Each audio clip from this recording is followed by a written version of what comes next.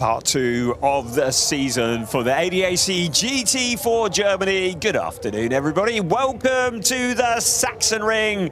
We're in Hohenstein-Ernstthal near Chemnitz in Saxony.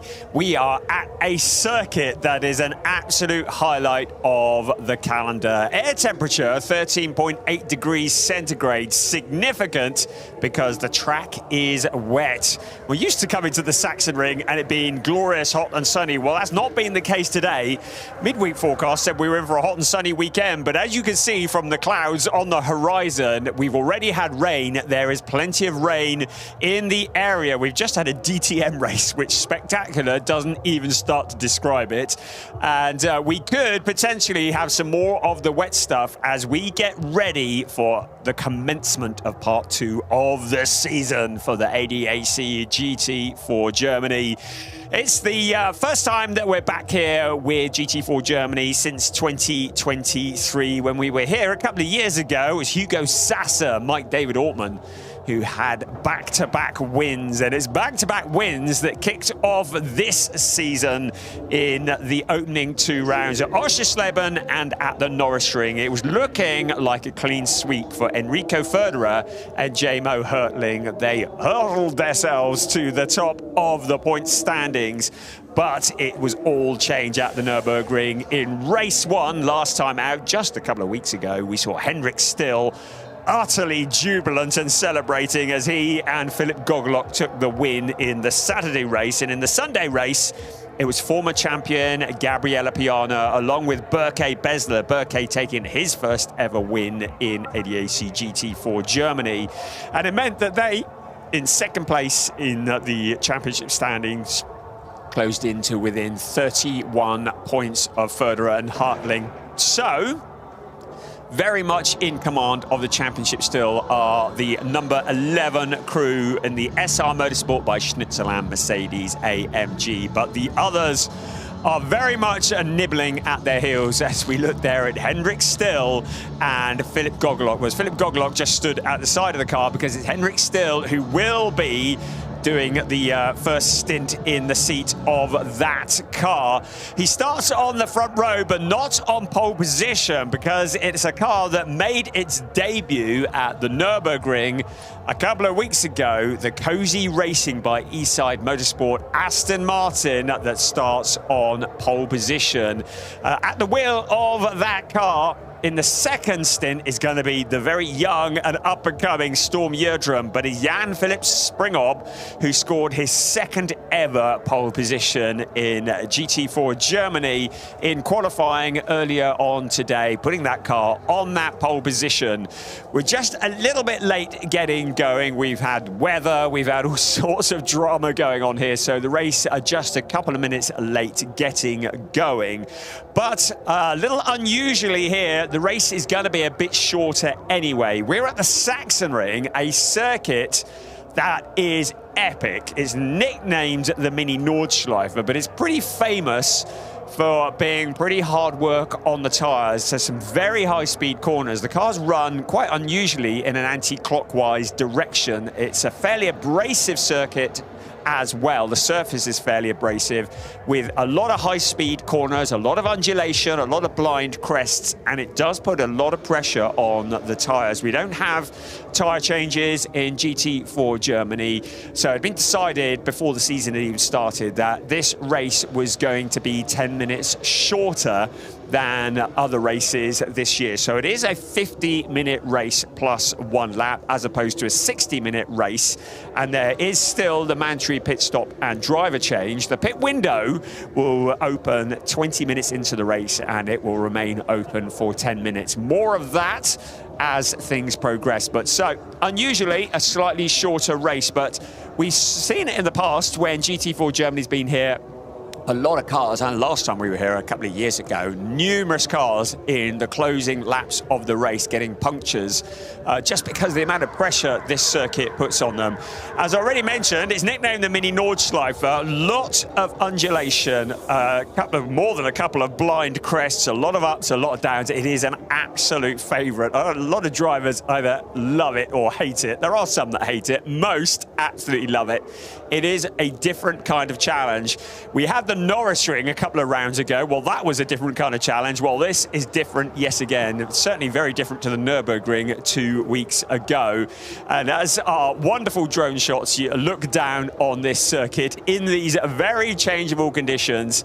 We see the cars are currently on the grid, and very, very shortly we will be getting ready to go for their formation lap. As things stand at the moment, we're on dry weather tyres, and we are not, well, we're hoping we're going to get going before any rain comes, so it should be just the one formation lap. If the rain does start to fall, of course, all of that will be up in the air. But shout out again, Cozy Racing by ESM. They got their marketing sorted out there. I said that before. Cozy Racing, really, really good stuff. Great livery. Jan-Philipp Springorb, really good to have him back. He's joined the grid a bit late in the season. There's Philipp Gogelock, two-time winner in GT4 Germany. And there's Hendrik Still. He was proper partying when they won the race last time out on the Saturday. Really good to see such jubilation in the drivers, and lining up on the front row. So I think Hendrik Still will feel as though he could do a little bit of damage there from the very front. But yeah, Jan-Philipp Springorb, who is on that pole position. It is his second ever pole position. He's had a couple of wins back in 2023. One at Oschersleben, one at the Nürburgring. So quite fancies a third win here, and in the best position to do that. You can see the driver classification there as discussed already. So Enrico Federer, J-Mo Hertling with a very healthy lead, and it's Enrico Federer, despite that very noisy cooling fan, who lines up third on the grid, so in a very strong position. There's Denny Burns, who lines up fourth on the grid in the number 10 car, Razun More Than Racing, and he's sharing that with Max Rosam. They got a third place together at the Norrisring, looking very strong indeed. And just behind them is Raphael Renhofer, another of the real talents, the young talents here, starting fifth on the grid. Got a second and a third along with co-driver Emil Hayerdal in the ADAC Motorsport Porsche. That was at Oschersleben. A fourth place last time out at the Nürburgring, but still looking for a win this season. It would be a first ever win for Emil Hayerdal as well. It's Raphael Renhofer, the Austrian driver, who will be doing the first stint behind the wheel of that car. Lachlan Robinson in car number 31, who has got a grid penalty. So he's 3 places further back than he had qualified, and that was because he'd impeded Oscar Dix during qualifying. Another very significant grid drop as we look at Roman Fellner-Feldegg and the Pro Sport Racing Aston Martin. Another significant grid drop is the car in second place in the championship. Berke Besler has been dropped to almost getting close to the back of the grid, the penultimate row of the grid, down to 20th. And that was courtesy of his co-driver, Gabriele Piana, impeding J-Mo Hertling in qualifying for tomorrow's race. So Berke Besler's taken the pain from his more experienced teammate. There's Linus Harner, ME Motorsport. I had to double check. This is the first time they have raced here in GT4 Germany at the Sachsenring. And Linus Harner, along with Tommy Rackle, have done a sensational job in the number 77 car. Very much in the championship hunt, still looking for a first win. They got a second place in the first race of the weekend at the Nürburgring a couple of weeks ago. But they are very much in the championship hunt. They're in fourth place at the moment. They're 58 points back from Enrico Federer and J-Mo Hertling. But so much can change so quickly in GT4 Germany. A non-finish can certainly turn things on its head, and if there's ever a place where a non-finish is a high risk, it's here at the Sachsenring. The circuit, which is 3.645 kilometers around, has 13 turns, 4 to the right, 9 to the left. It is surrounded by gravel tracks. We have very little in the way of track limit infringements here.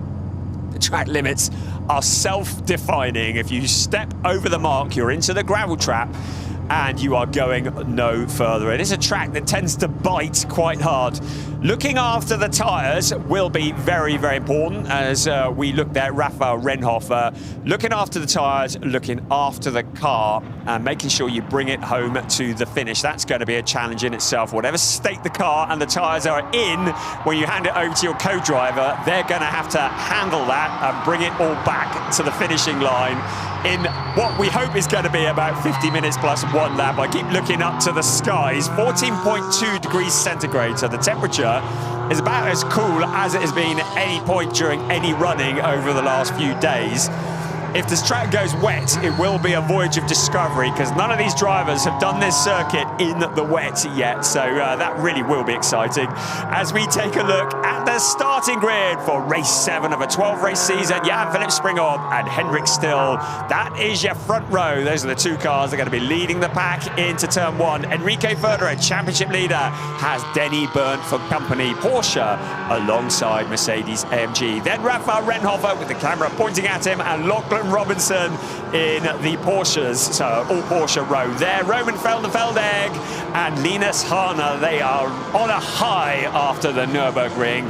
On row 5, Luca Link, keep an eye on him, and Marit Buchmann, another who shone at the Nürburgring last time out. Row 6, Niels Trueger has Maxi Schreier for company, and on row 7 of the grid, Jamaica to the world, Tommy Gore has Philip Viskirchen for ME Motorsport alongside him. Cedric Fuchs for SR Motorsport by Schnitzland Racing has Louis Moser alongside him, and then from East Sussex in the UK, Oscar Dix with Joseph Ellery from South Africa. Tobias Bieler-Clausen is alongside Berke Bez. A lot of work to do there in the FK Performance BMW. Lawrence Ruhl and Luca Bosco. Oh, what are they going to have to do? BWT Muka Motorsport have torn that car apart so many times and put it back together again, still trying to find out why they are lacking pace in the number 8 car. We've got an extra formation lap that has been awarded. I wondered if that might happen because of the cool conditions. So extra formation lap for the cars just to generate a bit of heat into the tyres and into the brakes. So we all get to go around again. It's a good opportunity for the drivers just to explore where the traction is. We have had a lot of rain here this afternoon, certainly a lot more than was forecast. So the track, a little bit greasy in places. Also, because it is a track that is so hard on the tyres, you saw it from some of those low-down camera shots, a lot of marbles, that rubber balls that are rolled off these slick tyres and accumulate off the racing line, and there's an awful lot of rubber there. And once you get on to the marbles, you can often find yourself a passenger heading towards a gravel trap, of which you can see there, and that gravel trap is very, very deep.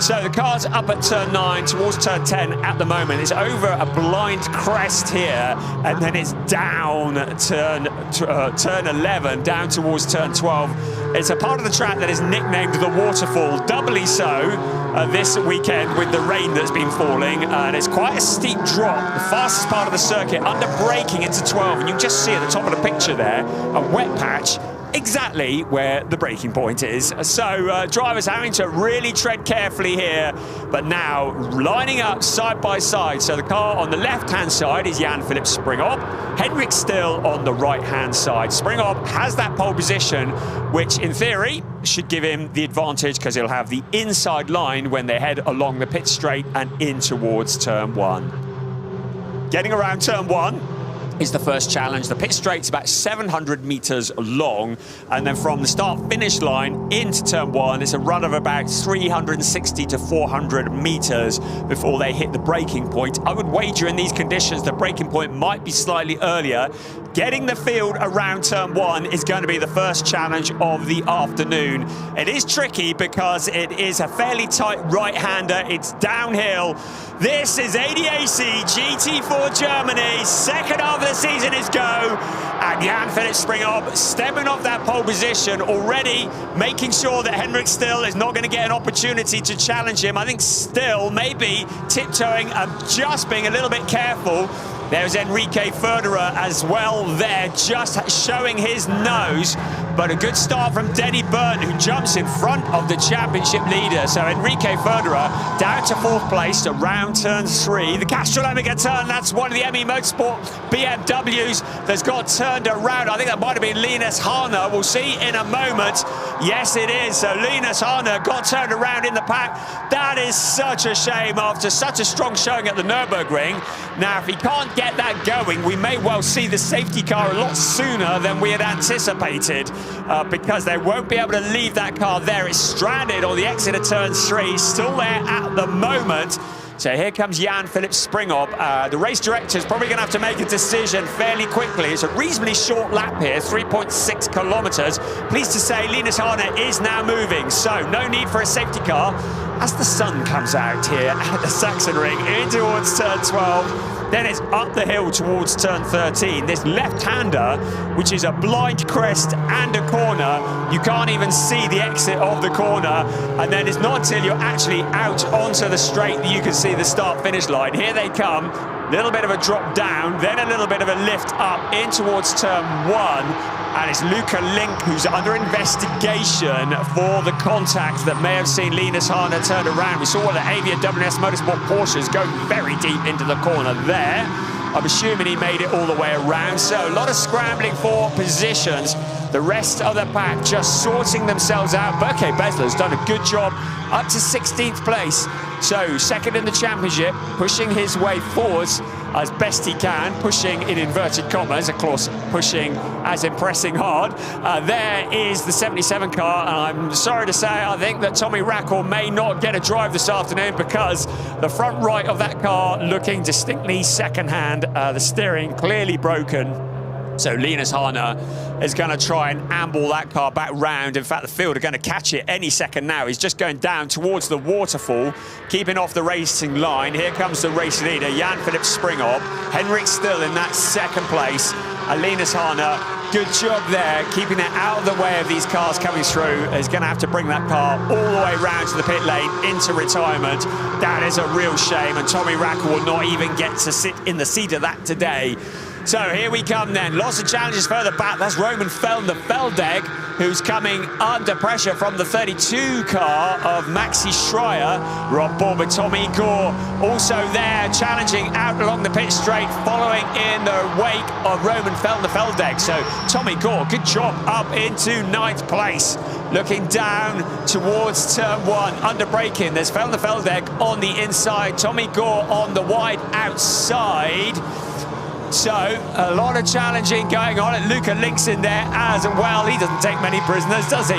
But there is Tommy Gore around the Castrolomica turn. Just ahead of him, Roman Feldeg, Maxi Schreier. Good to see drivers just taking it gently, nothing too wild here. You've got to be in it at the end to score the points. So as the sun comes out here at the Sachsenring, as already mentioned, a 50-minute race plus 1 lap. We just have a look again at the start. Looks good there. The lights went off, and we've got a safety car out on track. So, I think Linus Harner has come to a stop out on turn 12. We're looking again at that start, and Jan-Philipp Springhoff had it under control into turn 1. I think Henrik still knew that if he'd have challenged on the outside, he may well have left himself vulnerable to Enrique Verderer and also Denny Berndt. And Denny Berndt, of course, making up that position at the start. That is where the 77 car got turned around, but I think he's struggling to get it back to the pits, which is why we have a safety car out now. Luca Link, well, he certainly did make some contact at some point there, and the stewards will have a look. On board with Philip Viskerschen, now we can see here, oh, well, there was Link and Linus Harner getting together, everybody else scattering left and right. The steering and the skirting on that car, very much looking second hand. So safety car is out, picking up the race leader. And the 77 car, well, I think they've managed just to pull that to safety. You can see it behind the Pirelli board there. So good job getting that to safety. I don't think this is going to be a very long safety car at all. Just gives everybody a chance to catch a breath. So Jan-Philipp Springhoff leading the way. The pit window will open 20 minutes into the race and will remain open for 10 minutes. So the 20th minute on the, when it's 50 minutes, so when there's 30 minutes to go, is when the pit window will open, and it will close when there are 20 minutes to go. It's a real family affair here at the Sachsenring. Lots of people who've been thoroughly entertained so far today with DTM and Porsche 6 Carrera Cup Germany. Often ADAC GT4 Germany steals the show with excellent racing, and they're all sitting here currently enjoying the sunshine, hoping it's going to last as we watch this race. The first race in the second half of the season and the first of 2 races this weekend, races 7 and 8 here at the Sachsenring. And so with the air temperature fairly low, 14.4, track temperature about the same, keeping the heat in the tyres. It's just about tyre preservation. Got to keep the heat in, but not take too much out of them. That balancing act for these cars. Safety car remains out. Get the feeling it might well be in next time around. So as things remain as they are now, Enrique Federer and Jamo Hertling will increase their lead over Gabriele Piana and Berke Besler in the championship. But Rafael Renhofer and Emil Heyerdahl, who are third in the championship, 54 points adrift. Just behind them, right, safety car in on this lap. So Rafael Renhofer would dearly love to get past the number 11 Mercedes. It really has been the car to beat this year. Just consistently picking up points, even when they're not winning, 5th and a 3rd place. That's how championships are won. And Enrique Federer and Jamo Hertling have just been there or thereabouts in every race. But a DNF can be catastrophic for a driver's championship hopes, so it's just important to bring it home in the points consistently to get that championship done and dusted. Still plenty of racing to go this season. So safety car lights will go out in a few moments. They're up at turn 9 at the moment, up into turn 10, over the brow of the hill and then down the other side. So Jan-Philipp Springhoff shortly will back the pack up and allow the safety car to disappear off into the distance. So lights off on the safety car. So this is where Jan-Philipp Springhoff now will want to give a bit of space between himself and the safety car. Henrik Still has done a few of these restarts over the years, so he will want to try and get a run at Jan-Philipp Springhoff if he can, to try and anticipate when Springhoff hits the accelerator. It's Springhoff's decision when he goes. Nobody can overtake anybody until they reach the start-finish line. We're up into the final corner already, so Springhoff leaving it fairly late. Right, out onto the start-finish line they come, and now Springhoff onto the power. We are back under green flag conditions. So here we go. Challenges further back. That's Rafael Renhofer. He'll know that if he can get in front of Enrique Federer, he's going to take points out of him in the championship. Federer goes wide and turned around into the gravel. The championship leader, a bit of contact. I think Lachlan Robinson was involved there, and he is going nowhere. What did I say about the DNF? Hurting your championship hopes. This turns the championship upside down. Enrique Federer is unlikely to score any points. I think we're going to get another safety car here, because I don't think the number 11 car is going to go anywhere at all. So this is very dramatic. This really does throw the championship wide open. If things remain as they are now, safety car is out as predicted. But high drama. The car that is leading the championship by 31 points, Enrico Federer, and Jamo Hertling is currently in the gravel trap and pointing in the wrong direction. Now it's car 32 that's under investigation, so Maxi Schreier. Let's have a look here. Schreier just didn't get the thing slowed down, did he? Into the back of the Mercedes AMG and turns it around. I don't think that Federer had anything he could do about that. He was already deep into the corner, but like a steam train, the Porsche came through just into the back, late on the brakes, and get the feeling that the stewards might be wanting to have a word with Maxi Schreier after that as well. That was the view from the perspective of Philipp Viskirchen. But this really is something of a gift, because Berke Besler has moved up to 12th place. So second in the points, third in the points, Rafael Renhofer and Emma Heyerdahl are up into 4th place. That is the championship leading car, the number 11 car, with Enrique Federer at the wheel, and it's in the gravel trap and not going any further. So a point score this afternoon is looking out of the question. I don't think Jamo Hertling is even going to get to sit in the seat of that car. So this really dramatic in the first race of the second half of the season for ADAC GT4 Germany.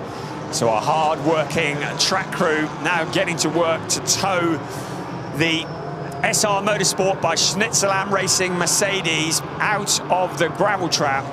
Remember, this car won all 4 of the first 4 races, got a 5th place and a 3rd place at the Nürburgring.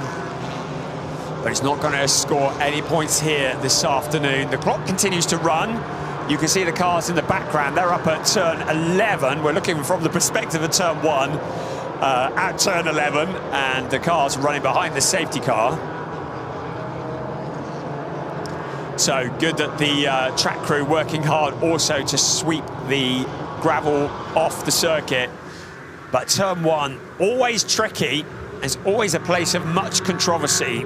And the controversy doesn't get much bigger than that, does it? And I fear for Maxi Schreier and what may happen when he visits the race steward, because I get the feeling that might be a bit of a slam dunk. But hey, I'm not the one making the decisions, which is good news for everybody. So we'll see what they say about that. Here come the field. Safety car just bringing them to a much reduced pace. All about the safety. I should think that Jamo Hertling will be watching on from the pits. I should think his heart will have sunk as he sees the car that he was scheduled to be driving after the pit stop being towed to safety with 0 score. So we've lost 2 cars, 2 significant cars. We've lost the championship leading car, the number 11 SR Motorsport by Schnitzelam Mercedes. We've lost 4th in the championship, the number 77 ME Motorsport BMW. So game on. It's down to Gabriella Piana and Berke Besler to do what they can. Well, Besler's in 12th at the moment, but the cars are now bunched together. So potentially a good opportunity to try and make some moves, although directly in front of Besler is Cedric Fuchs, who is it's the sister car to the championship leading car of Enrico Federer and Jamo Hertling. I'm not saying anything about that. Safety car is in on this lap, as you can see. So very soon we will be back under racing conditions, and Raphael Renhofer will be aware of this in the orange and white Wimmer Werk Porsche that you see coming down the waterfall now. Right, lights off. Spring Up had a rehearsal. They say safety cars breed safety cars. Well, we've proven that one to be true, haven't we? Jan-Philipp Spring Up, he did this just a couple of laps ago. He's got to do it all again now. Henrik Still will once again try and catch Jan-Philipp Spring Up. Try and anticipate, should I say, when he's going to go. This time, Spring Up quicker onto the accelerator than he was on the previous restart. And Henrik Still did not anticipate it well, because he has the fellow Porsche of Denny Berndt challenging him. So out in towards turn 1. Spring Up's done a good job launching himself out into the lead, but second place very much under threat, you could say. Henrik Still and Denny Berndt. There's Raphael Renhofer, Lachlan Robinson, right. Penalty laps 3 times, car 32. No surprises there. Maxi Schreier is going to have to visit the penalty box 3 times. That'll be the equivalent to adding 15 seconds onto his lap time. The penalty box is on the exit of turn 1. He'll have to pass through that at no more than 50 kilometers an hour. That is the punishment that has been dished out for taking Enrico Federer out of the race. It will be of no consolation whatsoever to the number 11 pilots, but it is a punishment nevertheless that is dished out by our race director. Henrik Still in the Porsche, in the number 1 Porsche that is prepared by ADAC Motorsport. Denny Berndt is in that Razzoon More Than Racing Porsche. They look fairly similar, they're different teams. Another Porsche there as well, with Raphael Renhofer at the wheel, and another Porsche behind him with Lachlan Robinson at the wheel. Then we have to look back a bit further for Roman Veldenfeldegg in an Aston Martin. Then Tommy Gore in another Porsche, Luca Link in another Porsche. Someone going very wide there, picking up a little bit of gravel. Right, here we go. Challenges out along the pit straight. A little bit further back, that's Roman Veldenfeldegg with Tommy Gore. Jamaica to the world, looking to the outside, ducks back to the inside. And to all the people that are watching us in Jamaica, I know there are many. Welcome along. I hope you're enjoying the sunshine here at the Sachsenring and some great racing. Your man, Tommy Gore, is in 7th place, challenging for 6th. But Roman Velder-Veldeg, very rapid in the Pro Sport Aston Martin. His co-driver, 2-times champion, Hugo Sasser, will be at the wheel of that car in a few minutes' time, all being well. Also there, Luca Link. Also in the Porsche, Niels Truger in the number 22 car. So out we come of turn 8. Replay from the perspective of Philip Viskersen of some challenges for position. That's a wild ride there. Out along the pit straight. Was Luca Link getting a little bit leery there, along with Niels Truger in the BMW. And looking back from the perspective of Roman Velder-Veldeg as well. Right, here's our race leader. Springhoff has checked out. It was 1.7 last time around. I think the gap's going to be a bit bigger than that this time, because Henrik Still has got himself occupied with defending that 2nd place. So Springhoff has opened up about a second. No, 2.277, not quite a second. Over 2nd place, but very much in control at the moment. So Jan-Philipp Springhoff ahead of Henrik Still. Jan-Philipp Springhoff, who's sharing the driving duties of that car with a young pilot in only his 2nd ever race weekend of GT4 Germany. We'll find out more about that once the pit window has opened and closed. At the moment, Still in 2nd place. Denny Burnt in the last of the podium positions. Raphael Renhofer in 4th place, not really able to do anything about challenging for the podium at the moment. He's going to be more interested with Lachlan Robinson. There is confirmation of the penalty that we heard about earlier, and that is going to be 3 visits, 3 penalty laps for the number 32 car. But Lachlan Robinson certainly keeping Raphael Renhofer occupied as well. Porsche is certainly looking very quick at the moment. Roman Velder-Veldeg, relatively inexperienced in GT4 at the moment, joining this series this year. Tommy Gore closing in on him. There is Henrik Still, winner at the Nürburgring, along with Philip Gogolok, up into turn 13. A nice tight line. I think if Denny Burnt wanted to challenge, would need to be a bit closer to get a good exit out of 13, picking up the slipstream along the 700 meters of the pit straight. If you can get on the outside coming out of the final corner, it gives you a run on the inside coming into turn 1. Well, the outside is what Tommy Gore fancied on Roman Velder-Veldeg, but in so doing, has left himself a little bit vulnerable to Luca Link. I have to tell you, you don't have to give Luca Link too many invitations to come and fill the gap. He's already proven himself to be a feisty driver, and Tommy Gore will be very aware that the number 22 car is there. But Tommy Gore continuing to challenge, trying to move into that 6th place. At the moment, the Pro Sport Aston Martin, Roman Velder-Veldeg at the wheel. Tommy Gore looks to be able to take a tighter line out of turn 6 as the car into the pits. That's the number 40 car of Lawrence Rule. The pit window is open. Oh, that's open while I wasn't looking. So here we go. Pit window is open. Sorry, a bit late to the party there. So a number of cars have already come in. Berke Besler is in, handing over to Gabriele Piana. We're there in the end. Marit Buchmann is handing over to Anton Abbey. You saw the number 40 car, Lawrence Rule, handing over to Rick Boothorn, who's taken over from Maxi Tarillion in the seat of that car for this weekend. Welcome to Rick Boothorn. It's been a couple of years since we've seen him in GT4 Germany. We've also got the number 66 car in, so Philip Viskersen having handed over to Tim Reiter. Boy, that pit window came round quickly, didn't it, as courtesy of all the safety cars. But none of the front runners have come in yet. But I'd say keep an eye on Gabriele Piana. He's in 18th, a very, very quick driver, and he'll want to make up for that grid drop that was earned by him in quali this morning. So he'll want to push forwards as fast as he can. Right, the 22 car also coming in, as is the case for 91, 78 and 23. We're on board with Tommy Gore. He doesn't fancy coming in yet. The top 11 cars still out on track. Jan-Philipp Springhoff, I reckon he's going to stay out quite late into the pit window. Reckon Roman Velder-Veldeg might be coming in quite soon. He's in 6th place at the moment. Looking a bit vulnerable there to Tommy Gore, so may well decide to come in and hand over to the more experienced Hugo Sassa, or he may decide to try and make as much of an open track in front of him. Tommy Gore would be quite happy if he did peel off into the pits. So, 22 car, Niels Tröger, handing over to Andreas Jochimsen. The 91 car, Oscar Dix, handing over to Igor Litvinenko. We've already seen the 70 car in. Right, there is Igor Litvinenko, who's taken over from Oscar Dix. Now, you may wonder why the cars are just sat there with not much going on. It's not a problem. It's because there is a minimum pit stop time, 95 seconds from pit entry to pit exit.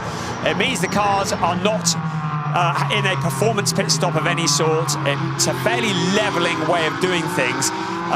But if you go below that 95-second minimum pit stop time, you will pick up a penalty.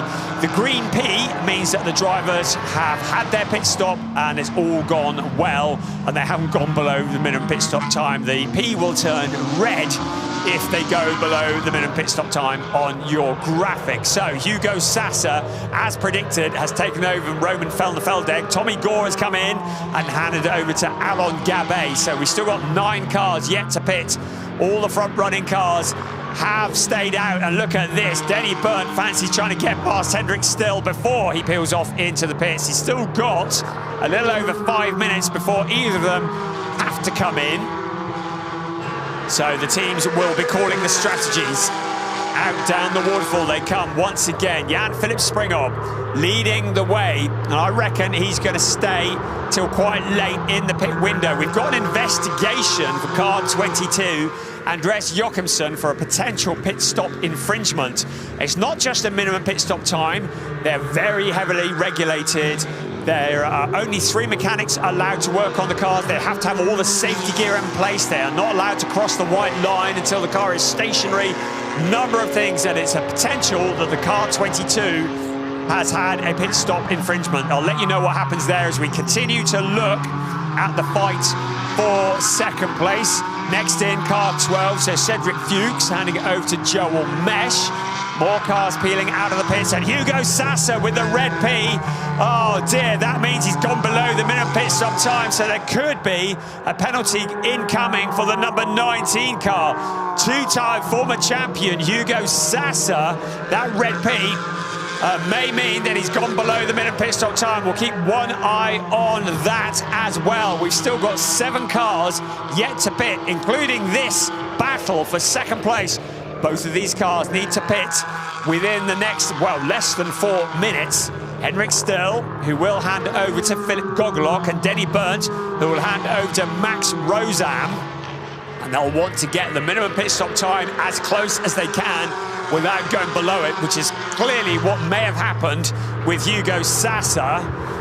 Still Springhoff staying out. So Jan-Philipp Springhoff, our race leader, with a gap of 4.6 last time around.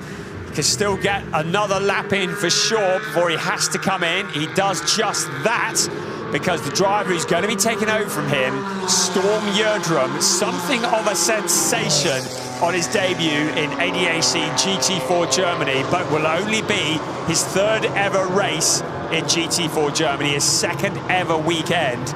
In at the deep end, he's going to be taking over the car that is leading the race. The 32 car is in as well, so Maxi Schreier handing over to Luciana Schneider. Still, the battle for second place rages on. We've still got the 92 car yet to come in as well, so Raphael Renhofer, who is more experienced than Emil Heyerdahl, both of them very rapid pilots. I've seen no notification of any investigation on car 19 yet. My only indication is the red P next to the graphic. So it may not be anything, but we'll keep one eye on that. Less than 2.5 minutes remaining. So I think Springhoff is going to have to come in probably this time around and hand over to Storm Yerdrum. Right, it's just been a black and white flag for car 22. So Andreas Jochimsen has a black and white flag for a pit stop infringement.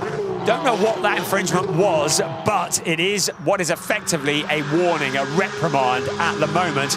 Now car 19 is under investigation. So Hugo Sassa under investigation. Right, in comes the race leader, Jan-Philipp Springhoff, keeping to the pit lane speed limit. In he comes. So Storm Yerdrum only turned 16 years old a few weeks ago, which is why he has only joined ADAC GT4 Germany the last time out, a couple of weeks ago at the Nürburgring. So has been something of a sensation in the junior category, the Tourenwagen Junior Cup, has jumped into GT4 Germany and was so rapid at the Nürburgring on debut last time around. Got a 7th place and a non-finish, which didn't really reflect the performance that we saw. Some mechanical issues robbing them of a finish in the second race. Right, these two are definitely going to have to come in this time around. And Hugo Sasa with a penalty lap for going below the pit stop time. So Sasa, in the number 19 car, is currently in 8th place, so he's going to have to pass through the penalty box one time. That'll be the equivalent to adding 5 seconds onto his lap time for going below the minimum pit stop time. Right, Henrik Still is the leader, but will have to come in. There is the race leader, second Denny Berg, third Lachlan Robinson. They will have to come in this time around. Pit speeding investigation. Oh, it's all rolling in now, isn't it? That's Joseph Ellerin handed over to Benjamin Silvesterson. So that is under investigation as well. So at the moment, Yerdrum will be rolling in the pit lane. Here he comes. So he'll want to hit the white line at the pit exit when the clock strikes 0. Cannot back off and wait in the pit lane, but he must not get there. That was tight, about 0.4 of a second. Good job there from Storm Yerdrum. When all is done and dusted, he should be able to come out well in the lead of this race. Right, Denny Burnt and Max Rozam now getting ready to swap driving duties. Max Rozam, fairly tall fella, fair effort getting his head into that little Porsche, isn't it? So Denny Burnt exits right on board with Storm Yerdrum. Needs to hold it all together. I think his heart rate will be up in the 200 somewhere. We've got another red P, this time Emil Heyerdahl, potentially below the minimum pit stop time, having taken over from Raphael Renhofer. At the moment, Storm Yerdrum in the number 4 car is out towards turn 8. Remember, there is a pit stop time, a minimum pit stop time. So Henrik Still, who's handed over to Philip Gogolok. Denny Burns handed over to Max Rozam. They cannot get to the pit exit line before the clock strikes 0. At the moment, at the back end of the circuit, Storm Yerdrum, you're riding on board with him on the right-hand side of your picture. On the left-hand side, you can see Philip Gogolok with the engine running. Max Rozam will be somewhere nearby as well. Oscar Christensen has taken over from Lachlan Robinson in the number 31 car. Emil Yerdrum pushing hard. You can see it was a bit wide and a bit wild out of turn 12. He's out onto the pit straight now, so he should be able to retain the lead in the number 4 car. But here comes Philip Gogolok and Max Rozam. There's the new race leader now. Storm Yerdrum back to the lead in the number 4 car, but it's game on. Behind them, there's Emil Heyerdahl in what will be now 4th place, but has the momentum and the heat in the tyres. In the background, there comes Oscar Christensen as well. But there is Max Rozam in the number 10 car, who's managed to get in front of Philip Gogolok. So Gogolok has given himself a little bit of a headache. And the investigation for Emil Heyerdahl, as predicted, another one with the minimum pit stop time potentially having been broken. Right, let's look here. And it was coming out of the pits that Rozam just managed to sneak one over Philip Gogolok. Ever the audacious move from Max Rozam. Good job there. Philip Gogolok will think, what the hell just happened? I turned in and there was a car there. Hey, all's fair in love and war. Max Rozam steals that 2nd place. I don't think he did anything wrong. Right, Storm Yerdrum, how much pressure is he on? He is the race leader. He's taken over from Jan-Philipp Springhob. He's got 17.5 minutes plus 1 lap remaining of this race. Can he stay in front of the vastly more experienced Max Rozam and Philip Gogolok, who run in 2nd and 3rd, just behind? Storm Yerdrum, remind you, has just turned 16 years old and has jumped into the GT4 Germany category at the first possible opportunity. Now leads the race. Can he win his 3rd ever race in this category? He's got to hold on for another 17 minutes. Max Rozam, vastly more experienced, is just behind him. Max Rozam as we see challenges further back for position. Tim Reiter, Daniel Drexel in there as well. The 22 car with Andres Jochimsen at the wheel. The 21 car, Gabriele Piana, has come out of this quite well in 8th place with the pit sequence done and dusted. We're on board with Tim Reiter in the 66 car, muscling his way up past Niels Tröger in the 22 car. In fact, that's not Niels Tröger, that's Andres Jochimsen. So the driver ID needs to change on that. So pit stops are done and dusted. The pit window is closed. I was about to say to you, Max Rozan, this is his 31st race in ADAC GT4 Germany. Storm Yerdrum, who leads the way, this is his 3rd race. That's how much pressure he's under. 4.753 is the lead. Waiting for everybody to sort themselves out at the back. I should think Hugo Sasa has probably got the bit between his teeth. Right, under investigation for parallel driving. We saw that in the pit lane. That's Philip Gogolok and Max Rozan. The stewards are really having to work hard at the moment. There's Hugo Sasa to the inside of Gabriele Piana, both former champions in ADAC GT4 Germany as the 23 car. Benjamin Silvesterson has a penalty lap for speeding in the pit lane. At the moment, Gabriele Piana has the advantage. So it's a one-time champion ahead of a two-time champion in this series. Gabriele Piana, the only driver to have ever started every single ADAC GT4 Germany race that there has ever been. A record that cannot be broken. And a penalty lap for Emil Heyerdahl. What a shame. 4th place car, a penalty lap for going below the minimum pit stop time. So the 92 car is going to drop from that 4th place. That's going to allow the ones behind to sneak up and potentially take positions from them. At the moment, we're looking at the battle for 8th place. Gabriele Piana, 2nd in the championship, will be aware that with the championship leader out of the race, this is a good opportunity to close in. As bad news, Emil Heyerdahl with that penalty, because this was their opportunity, his and Rafa Renhofer, their opportunity to really close in on that championship. So with Enrico Federer, Jamo Hertling scoring nothing in this race, everybody behind will sense the opportunity, but at the moment, everybody's tripping over their own tails. Gabriele Piana in that 8th place, Hugo Sasa in 9th after that visit to the penalty box. Car 30 now under investigation for a pit stop infringement.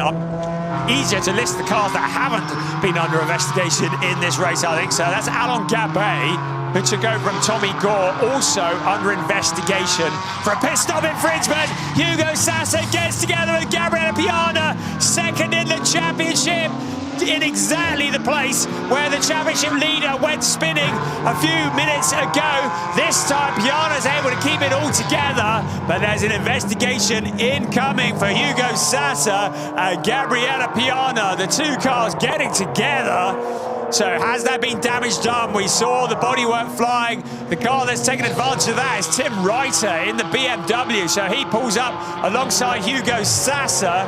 A sense of frustration there between these 2 drivers. So Hugo Sasa now losing a position to Tim Reiter. I wonder if Sasa may have got some damage. Let's have a look here. It was into turn 1. Piana had the wide line.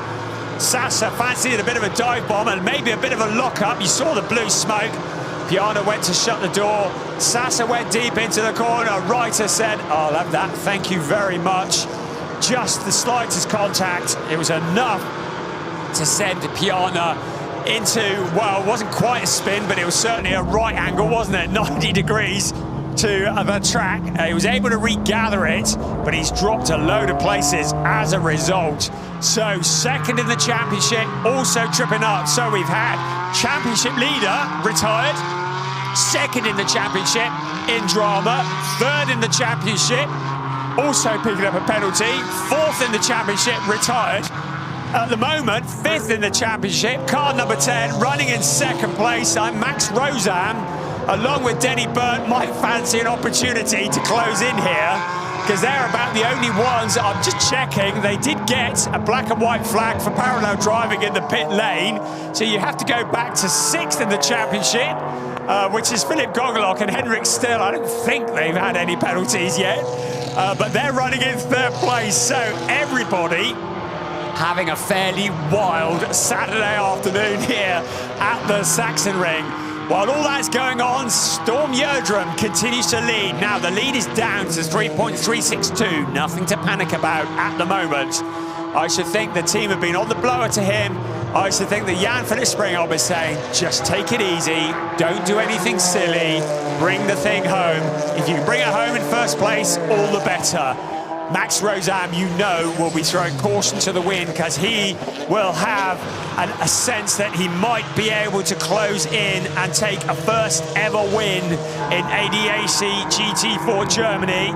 He's had a couple of second places so far. That was back last year at the Sachsenring and the Norris Ring.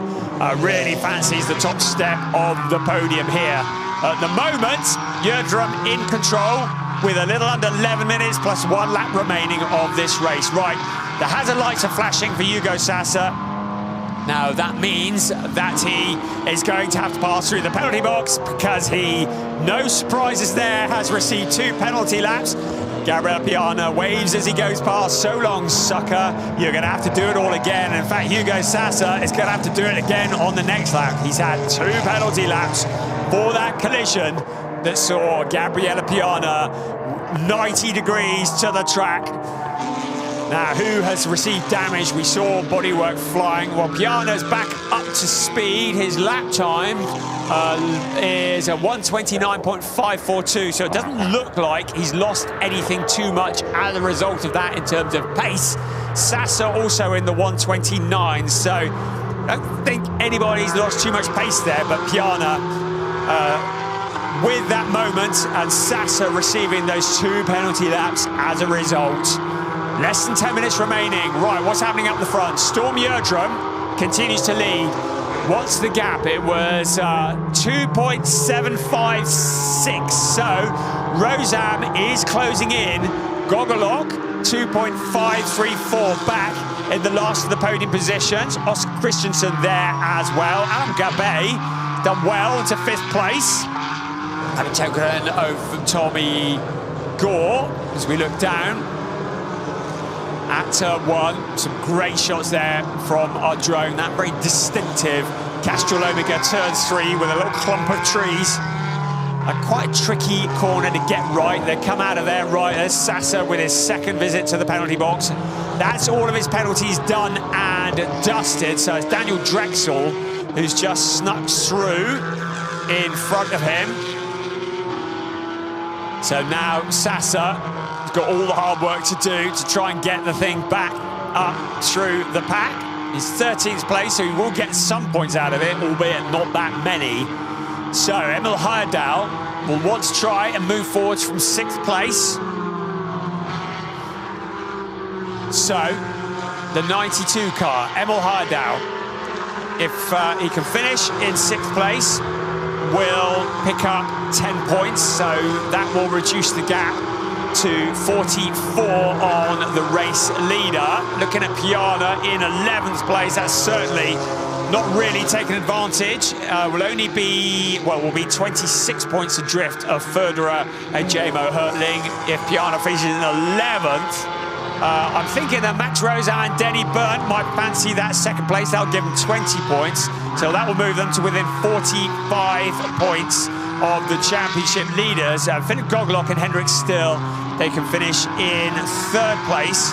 That will move them to within 51 points. So the championship leaders really getting something of a bit of a let-off here because many of the championship challengers kind of tripping over their own tails here and not really taking advantage of this moment when the championship leaders are scoring nothing. What a great shot that is as we look down at turn 3. Seeing different drivers taking different lines around the corner.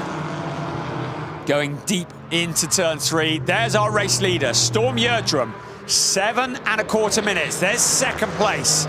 Max Rosam has been taking time out of him, but on the last lap, it was about 4/10 quicker. So Storm Yerdrum is going to have to dig deep here if he's going to bring this one home. to the top step of the podium, not allow the pressure to get to him. He is an absolute sensation. We've been told for some time to keep an eye out for Storm Yerdrum coming through the ranks. You'll recognise his surname. His brother Emil Yerdrum has served his time in GT4 Germany, now into GT Masters. So a racing family, all very, very rapid. And Storm Yerdrum, who comes from Norway, and like his brother, choosing the ADAC series to learn the ropes and to move up through the ranks in GT racing. Alain Gabet in 5th place as Emil Heyerdahl tracking his every move. Porsche versus Porsche. Emil Heyerdahl, another driver who has proven to be very useful coming through the ranks in GT4 racing. Emil Heyerdahl, who graduated from karting into Nordic racing in 2017. Was racing a prototype over the winter, actually, LMP3, something a little bit different to this. And Alain Gabet, who we've seen for a couple of years in GT4 Germany, the driver from Israel. A very useful pilot indeed, and holding down a 5th place at the moment. Alain Gabet in the number 30 car. Gabet had a 3rd place at Hockenheim last year, so has stood on the podium once. May struggle to get on the podium unless the front runners mess it up. There's every chance of that. We've still got 5¼ minutes remaining of this race. Tyre degradation will be coming into the equation now as the tyres start to show signs of wear. Keeping the grip, keeping it all together. Right, Max Rosam has taken a chunk out of the lead. He is now just 8/10 behind Storm Yerdrum. So can Storm Yerdrum hold on for another 4¾ minutes? Because suddenly Max Rosam is somewhere near his back bumper. We're looking at the moment at the fight for 5th place. Alain Gabet with Emil Heyerdahl, but at the front, Max Rosam has now reduced it to half a second. So I'm just keeping one eye. They're up at turn 9 at the moment. I can't see it from where I'm standing, but I think we might be getting a challenge for the lead in just a few moments. Right, here we go. 1st and 2nd. You can see how hard Storm Yerdrum is pushing in that Aston Martin as they head down the waterfall towards turn 12, up to turn 13. Yerdrum needs to be looking ahead, not at his mirror. Remember, Max Rosam is looking for a 1st ever win in ADAC GT4 Germany in the number 10 car, along with Denny Burnt, who's also looking for his 1st ever win. So both these drivers that are fighting for 1st and 2nd, looking for a 1st time on the top step of the podium. 3¾ minutes remaining. Max Rosam needs to keep it clean. Storm Yerdrum just using all of the skill that he has learned, having been tutored by Jan-Philipp Springhoff in the other seat, the other driver of that car. Just doing what he needs to keep that Aston Martin in the right position. But Max Rosam with so much more experience now monitoring him, trying to force Storm Yerdrum at just 16 years old into a mistake. Yerdrum, no doubt at all, a future champion at the moment, holding on to the lead of this race. 0.3 seconds is the gap. You can see it on your screens there. Less than 3 minutes plus 1 lap remaining.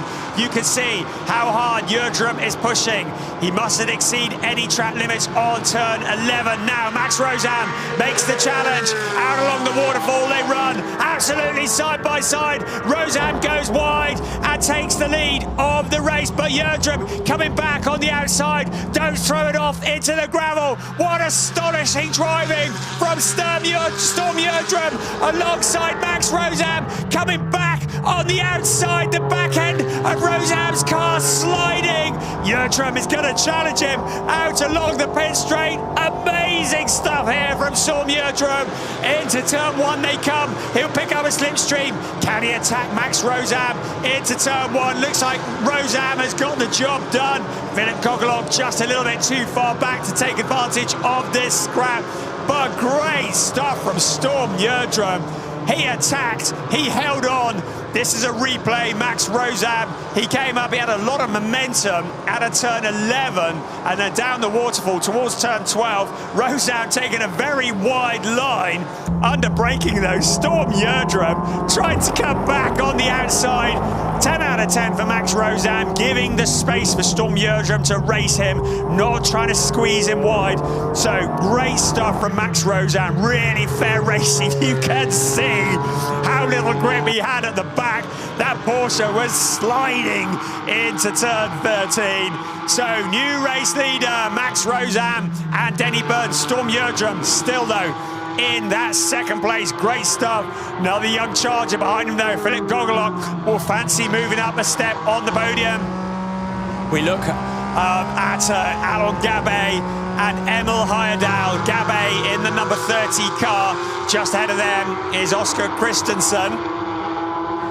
So less than a minute remaining of this race. Great stuff, and what a battle we have seen. There is Alon Gabay in the number 30 car in 5th place. Emil Heyerdahl in the OnlyFans car out onto the pit straight, just tracking every move of the Porsche in front. But it has to be careful because Joel Mesh has made great progress up into 7th place while all that's been going on in the number 12 Mercedes AMG. But at the moment, Gabay has it covered off in that 5th place. So less than 20 seconds. We're getting to 15 seconds remaining now. Denny Burnt, I've got him down in the number 10 car along with Max Rosam leading the way in this race. So Max Rosam just keeping it all together. The clock has struck 0. We're up at turn 9 at the moment, so it'll be what remains of this lap and one more. Max Rosam in control of this race. Storm Yerdrum in 2nd place. Philip Gogolok in 3rd place. Gogolok's passed though. Yerdrum's off the podium, so suddenly he's got mugged. So we've just seen Yerdrum. Now I think, now that's a problem with the GPS, because you can see here the graphic is incorrect because this is still in 2nd place at the moment. Now Gogolok has found a route past, and now Oscar Christensen puts the pressure on as well. So I think the GPS dropped the signal there. You saw the blue smoke as the two cars touched. The blue smoke rising up into the air. Storm Yerdrum fighting to try and stay onto the podium because Oscar Christensen has found a route through, but now Yerdrum comes back. He goes deep into the corner. Oscar Christensen coming back around the outside. We're on to the final lap of the race. The two cars bouncing off each other. The bodywork goes flying. Oscar Christensen's got a puncture. So Christensen in that 3rd place. Storm Yerdrum comes drifting past. A controversial last lap for Oscar Christensen. We saw the two cars getting together. Storm Yerdrum back into a podium position. Philip Gogolok up into 2nd place. That is under investigation by our race stewards. Meanwhile, our race leader is up to turn 8 at the moment, then up into turn 9. Max Rosam in the number 10 car. Razzoon, More Than Racing, the Porsche, leading the way, waiting and looking for a first ever win in ADAC GT4 Germany. Down the waterfall for the very last time.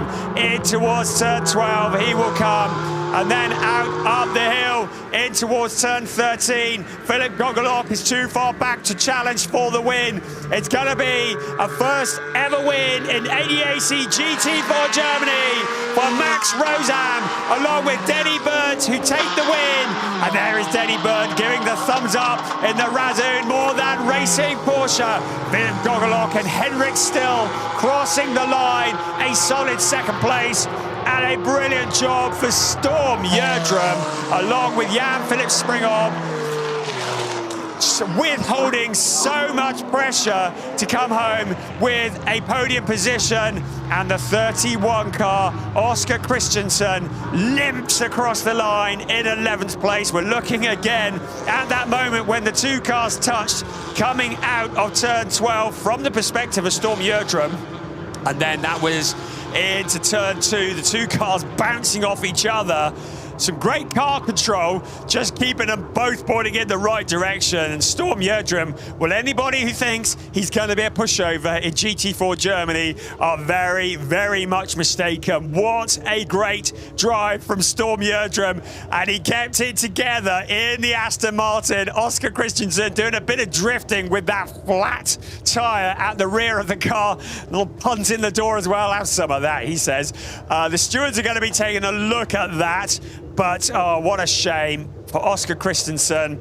He, along with Lachlan Robinson, have been something of a sensation this year. We saw them get a third place at the Norris Ring, and just in the nick of time as the rain comes down. Oh, I'm pleased this wasn't a 60-minute race. There's your confirmation. Denny Burns and Max Rosam taking the win ahead of Hendrik Still, Philip Gogolok, Jan-Philipp Springhoff, and Storm Yerdrum. There's your podium finishers. Tommy Gorn, Alon Gabay with a 4th place. Great job there ahead of Emil Heyerdahl and Raphael Renhofer. Joel Mesh and Cedric Fuchs in 6th place. Tim Reiter and Philip Verskirchen in 7th. Good job also from Victor Nilsson and Lewis Moser rounding out the top 8. And there you can see the rest of the results scrolling through your screen. Brilliant racing there. Just checking for Alon Gabay. That's certainly one of his best ever finishes. He's had a 3rd place last year. Tommy Gore, again, a great job for him. Now, all the people in Jamaica will be shouting about that. He too had a 3rd place at Hockenheim last year, so not quite matching his best, but solid driving. I think star of the show, so much pressure in his 3rd ever race in ADAC GT4 Germany. He had to jump into the seat of that car and lead Storm Yerdrum, and he had all the vastly more experienced drivers ganging up on him, and he still held on for that podium position. Storm Yerdrum, along with Jan-Philipp Springhoff, more valuable points for Hendrik Still and Philip Gogolok. I'm looking out the window. It is hammering down with rain at the moment, so we really did get this finished just in the nick of time. But Max Rosam, first time to the top step of the podium, along with Denny Burnt. Brilliant job there, taking the win here in the Razzoon More Than Racing Porsche Cayman 718 GT4. Action all the way. Sachsenring never fails to entertain. And I'll tell you what, if this race had been a couple of laps longer, it may have been something very different, because at the moment, the track is utterly flooded. The rain is hammering down. We got this done in the nick of time.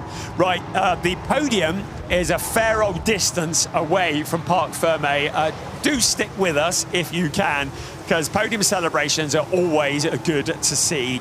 And I'm just going to look back while we're waiting to get up to the podium. Gabriele Piana in the end with a 13th place. So I think Enrico Federer and J-Mo Hertling have really got away with that one, to be quite honest. 5th place for Raphael Renhofer and Emil Heyerdahl. Tommy Rackle, Linus Harner scoring nothing. Max Rosam and Denny Burnt, of course, they're going to be the big gainers in that. But after this, I think they're still 40 points back from Enrico Federer and J-Mo Hertling. Piana and Besler have closed in to 28 points on the championship leaders. So our championship leaders still with a win in hand. So a very solid position to be in as well. I'm just looking back to see if there's anybody else who could be challenging. So I think actually Enrico Federer and J-Mo Hertling, although not quite what they were hoping for here, I think they kind of got away with that a little bit, didn't they? With many of the other championship runners falling by the wayside as well. And had that race gone on for another couple of laps, it may well have been a very different result. So the rain comes down. So yes, the podium is fairly high up here at the Sachsenring. So the drivers have to get out of the car and then climb the steps to get up onto the podium. Into Parc Fermé they come.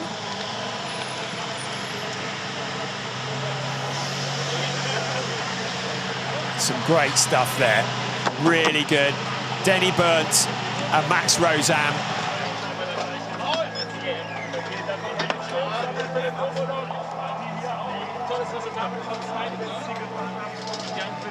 Just comparing notes. They don't give him a lot of space to get out of the car, do they? Max Rozam, tall chap. Doesn't need as big a SE insert as Denny Burnt. We saw both of these drivers in the BMW M2 Cup not that long ago. Apologies for any bad language you might just have heard then. Storm Gjerdrum just avoids the storm that has hit the Sachsenring. And I think that Philip Gogolok and Henrik Still will be pretty happy with that result. There's Jan-Philipp Springhob, who did the hard work, probably surveying the damage. Now I'll cut that out later.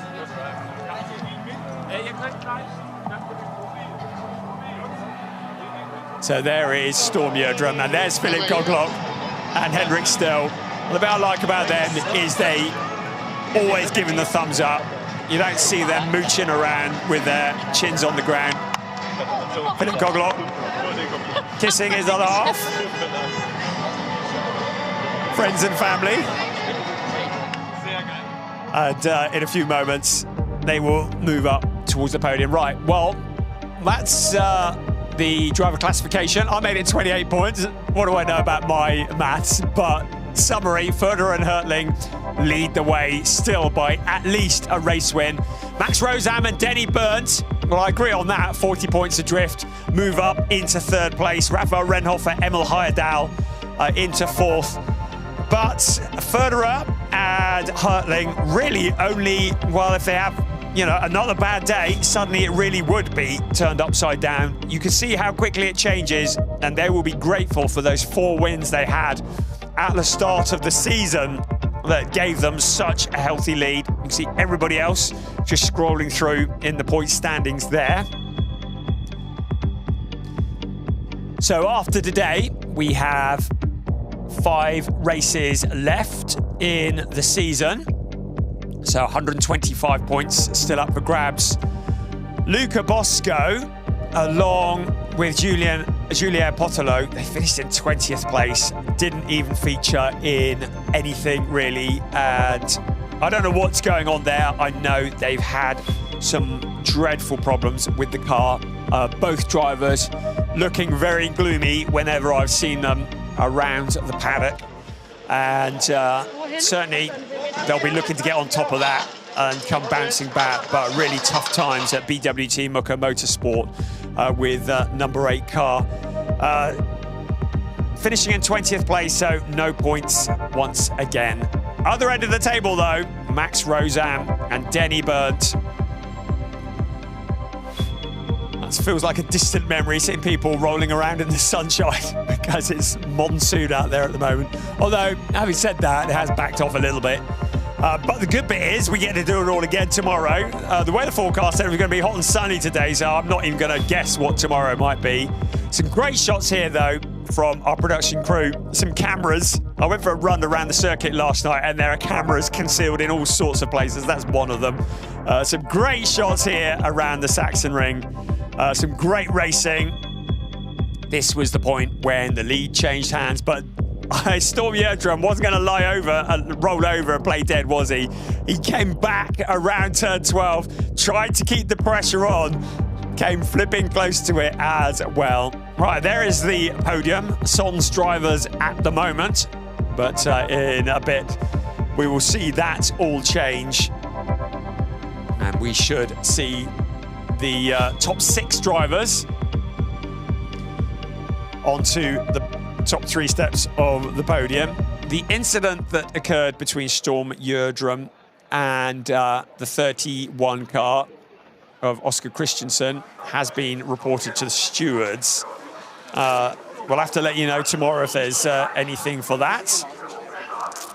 I should think this lot are probably buzzing after a race, quite a lot of that. I am, and I was only watching it. So, from left to right, Storm Jördrum, Jan-Philipp Springhoff, Philip Goglock, Hendrik Still. We would have had a full season with Storm Jördrum had his birthday been a little bit earlier in the year, but they have to be 16 years old before they can drive one of these things. And he'd already been making headlines in the ADAC Tourenwagen Junior Cup. Had a couple of wins there last year. He also featured as a guest in the Next Gen series, who are on this weekend. They had their season finale here. Crazy, we're in August and we're already talking about season finales. So, the dulcet tones of Toby Schumel will now introduce to the podium. I expect in reverse order. Here we go. Third place, Storm Jördrum and Jan-Philipp Springhoff. Well, we've seen Jan-Philipp over the years. Keep an eye on Storm Jördrum, the oncoming Storm. Second place, Philip Goglock and Hendrik Still.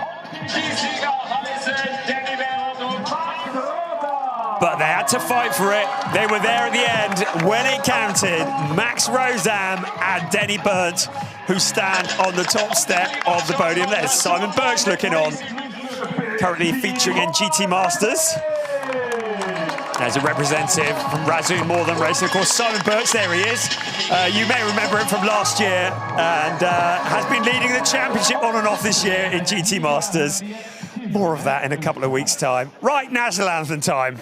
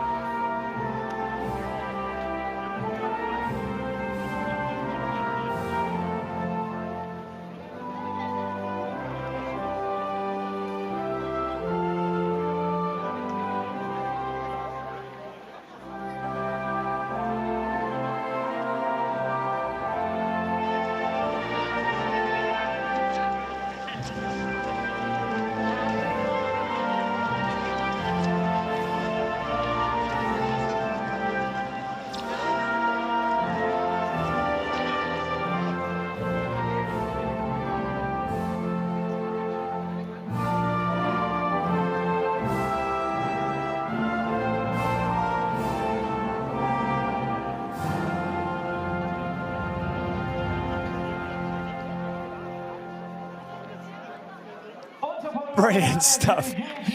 10 out of 10 to the two guys there wearing slick tyres as rather heavy overcoats. We saw Denny Berndt and Max Rosam on the podium in race 1 at the Nürburgring as Klaus Plutzner, chairman of ADAC Saxony, presents the trophies to them. They had a third place at the Nürburgring. They've jumped up 2 steps for this one, haven't they? Second place trophies being presented. I'd love to tell you that is sorry. And the third place trophies. Michael Sasha, Managing Director ADAC Saxon. Great to always come here to the Sachsenring. Always an experience, always entertaining. And the team trophy goes the way of Razoo More Than Racing. Razoo, of course, who not only bring Porsches here, they bring BMWs. They like to make their life hard, don't they? Running 2 different kinds of car here in ADAC GT4 Germany. Well, what a way to kick off part 2 of the season. And we've still got another race to come this weekend and another couple of rounds after that. I think we've seen that the championship can turn in a moment. Tomorrow, we get to do it all again. We're going to be on air about 3:10 local time. And we've had qualifying for it already, and it's a very different kind of grid for tomorrow. We'll let you wait till tomorrow to find out. So, as the celebration starts on the podium, thank you so much for joining us at the Sachsenring. We look forward to joining you again, or look forward to you joining us again tomorrow for what will be race 8 of a 12-race season, ADAC GT4 Germany.